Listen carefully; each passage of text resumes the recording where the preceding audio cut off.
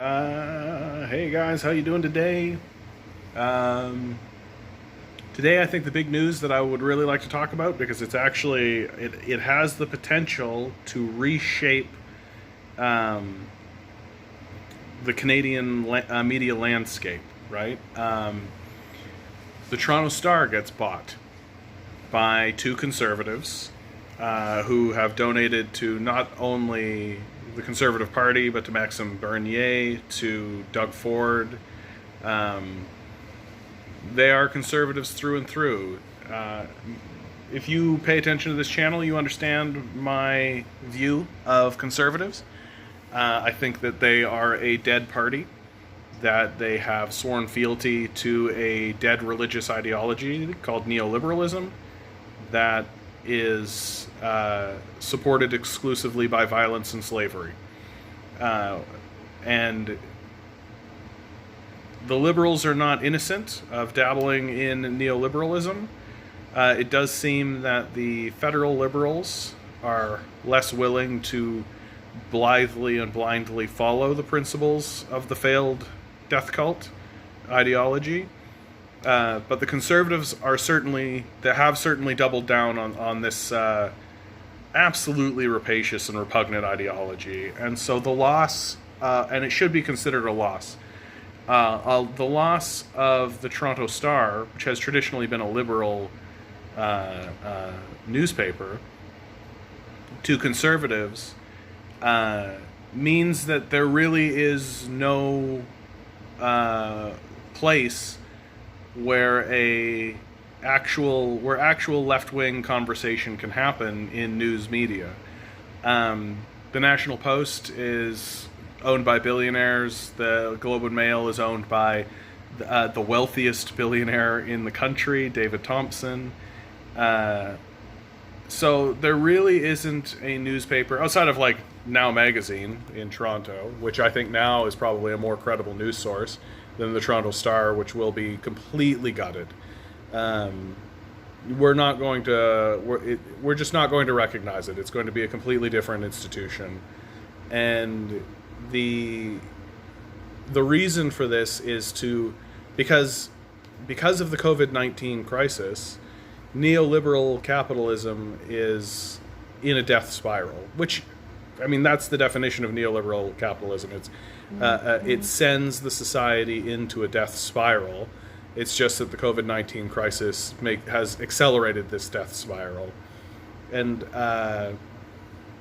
and these conservatives are not going to back off on it. Right? Their position during this COVID-19 crisis has been, we should cut people's funding and send them back to work in the middle of a pandemic.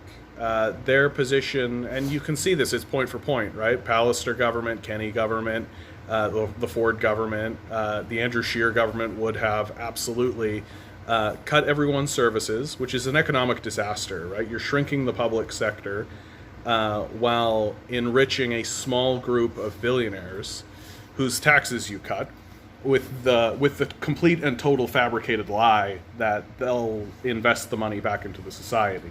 It's a total farce. It's a complete lie, and there's absolutely no reason for us to take this religious ideology, because it's not even based in economics. It's not even an economic idea. Like, I think to really understand exactly how disastrously bad it is to believe in neoliberal economics, which is a funny word that they give this religious orthodoxy, this death cult. The you really do have to go back to when it began, right? And it began, the concept of trickle down economics is sort of the layman's phrase, but neoliberalism really does begin under Reagan, under Thatcher, and Mulroney here in Canada, right? That before this period of time, we really lived in a situation where we had strong labor unions. Government forces were actually interested in passing legislation that benefited the populace. That's where our universal health care system comes from, right? You can thank Trudeau Sr. for the signature on that. Really, Tommy Douglas, but let's not get bogged down in that. But I mean, for God's sakes, like they redrew the Canadian Charter of Rights and Freedoms over this period of time, like before the 80s, like in the 70s. They were passing all kinds of important legislation that helped the populace, and the neoliberals came in with this complete farce, this total lie. George Bush rightly calls their economic policies voodoo economics, because he's right to insult it with a pejorative like this, that although I don't wish to insult those who practice voodoo, you go ahead, live your life. But he, as a Christian, white male, would consider that a pejorative. And Christian white males certainly would consider that a pejorative, at the time especially. And we should be mocking this. We should be insulting this.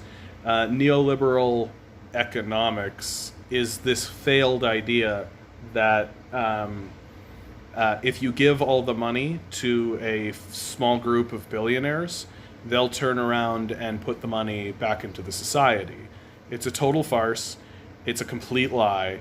And what's really funny about it is that the economists who came forward with all the numbers, I read an article like 10 years ago, this came out, where a grad student, not even an economist, but a grad student, literally went through the numbers that were used to justify trickle-down economics and found multiple mathematical errors that invalidated their numbers.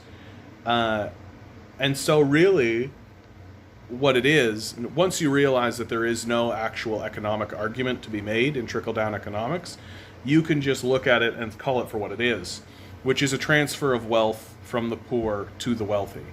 That's all. It's a policy of theft.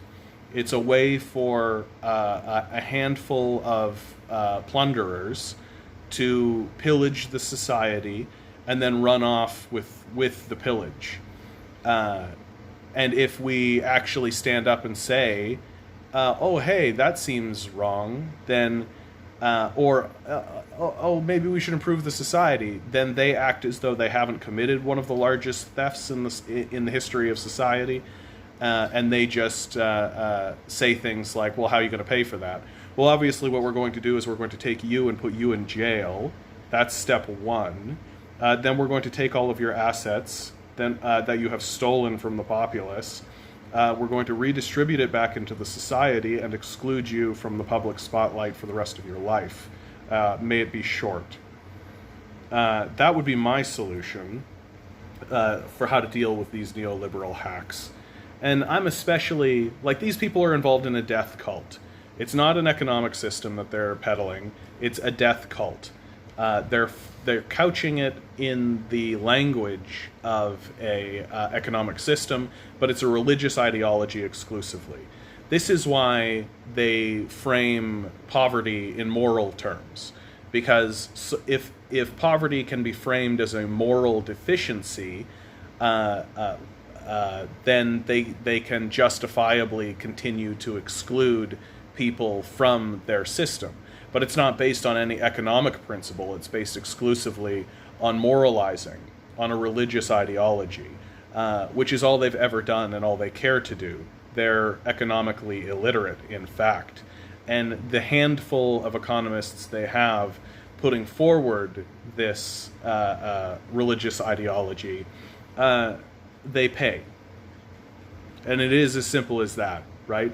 Like people, one of the great grandfathers of neoliberalism is Milton Friedman, and he was just well paid because that's all he was in it for. He was in it for his own personal glory and money. He didn't actually care about economics. He cared about erecting a religious orthodoxy that sounded like economics. And that's what these neoliberals do. And ultimately, the great success of capitalism will not be the well-being that it spreads in the society, but how effectively it can propagandize the society into convincing it that it is worth anything. So the fact that now the Toronto Star is owned by these neoliberal hacks and this death cult means that we can no longer trust any of the mainstream newspapers. The Beaverton had a satirical article where they said all of Canadian newspapers now officially owned by stock cartoon villains. And while that's sort of a satirical headline, it's completely accurate.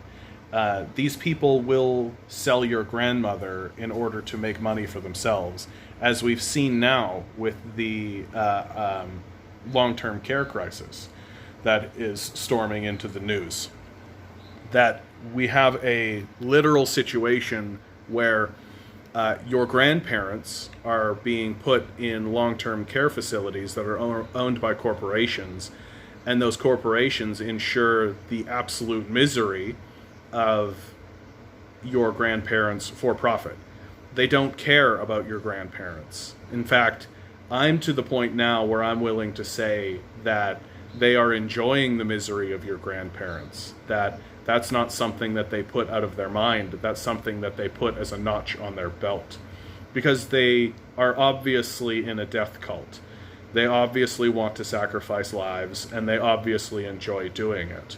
And I don't think we should pretend otherwise. So this is all a long-form way of me really justifying, not only to myself, but hopefully to the listener, the absolute crucial necessity to ignore all things that come out of these institutions outside of strict, raw information. Because, like, their op-eds are going to be just hack death cultists like John Ivison, who seems to excel at Red Scare propaganda and telling workers to go back to work in the middle of pandemics. They're not actually going to show things in a fair light, and they're certainly not going to show things that they don't want you to see. So take this, the recent murder of that black man in, I believe it was Minnesota, where a police officer put his knee on his neck until he suffocated to death. And it was all captured on film. You can go on the internet. The black fellow's name is George. George Floyd, I believe. And he is, and this is a news story that places now like the Toronto Star will simply not report on. Maybe you'll get one headline buried on page 58B, right? But they're never actually going to have a meaningful discussion about that. They're never actually going to discuss it because neoliberalism needs to show itself in the best possible light. It does that through propaganda. It's not going to have meaningful discussions about the people who are fighting back against this. And this is a very interesting thing that's happening now because, of course, what with the murder of George Floyd, I believe George Floyd, there are protests that have gone about it. You have to remember this is the same state where armed white men stormed the city hall and demanded an end to the lockdown through threat of armed violence, and the police did absolutely nothing to stop those people. But the police can murder a man in cold blood on the streets, and the people who come out to protest it are labeled by neoliberal corporations and neoliberal news media. They are labeled as rioters. They're not protesters, they're rioters. And the police fire smoke grenades and smoke bombs at them in order to get them to disperse. So this just really shows you the cowardice of the police forces in America, certainly, that they're not willing to actually do something against armed terrorists who storm City Hall buildings to try to upend lockdown orders in the midst of a pandemic. But civilians who are protesting the murder, the public execution of one of their citizens, well, this is something that we can fire smoke grenades at because peaceful protesters don't have weapons. So it's just classic bully tactics, right? This is how a bully thinks. And I mean, more and more, like the big reason why I'm pounding on this extreme loss of the Toronto Star at this moment is that like the revolution is not going to be televised, right? There will be full-scale riots, certainly in America.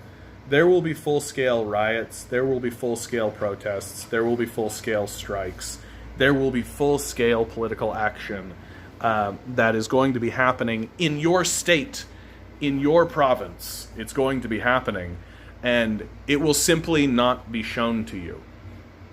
Because the media understands that if they actually show you these things, that you might actually join, right? Which you should, absolutely, because the powers that be need to understand that inaction is unacceptable. That if they simply try to turn around and continue this death cult neoliberalism, they shall be expunged from the political system. Here in Canada, we're very fortunate because we have a functioning electoral system. I hope the Liberals understand very cleanly that if they try to sell us back to neoliberals or conservatives or capitalists or whatever dumb word they're using for the death cultists, we will expunge them. We've done it before. We will happily do it. If they're just going to act like death cult, and the argument that like, oh, well, that'll just let the conservatives get in, is like, okay, well, at least the conservatives aren't pretending like they're something they're not. If the liberals are just going to sell us out. So, the stakes could not be higher, and it means that voices like mine, voices like the Rational National, voices like Jimmy Dore, right? These voices are going to become more and more important because these are the places where you're actually going to have legitimate conversation about the serious things that are actually happening in your societies, while the neoliberals try to pretend like everything is going well. They're going to sell you into wage slavery and say, this is the best system that we have. So we can do better. We know we can do better. And what we really need more than anything right now is obviously a basic income. And we need to stay vigilant against the neoliberal religious ideology of death, which is what it is. It's not an economic system. It's a religious ideology, and we need to talk about it that way. All right, guys, good luck. Stay strong. Here's a little shot of my little guy at the end of all this. How you doing today, buddy? He had a big walk today, so he's feeling real tired. Aren't you, buddy? Aren't you, buddy? Okay, guys. Good luck. Godspeed.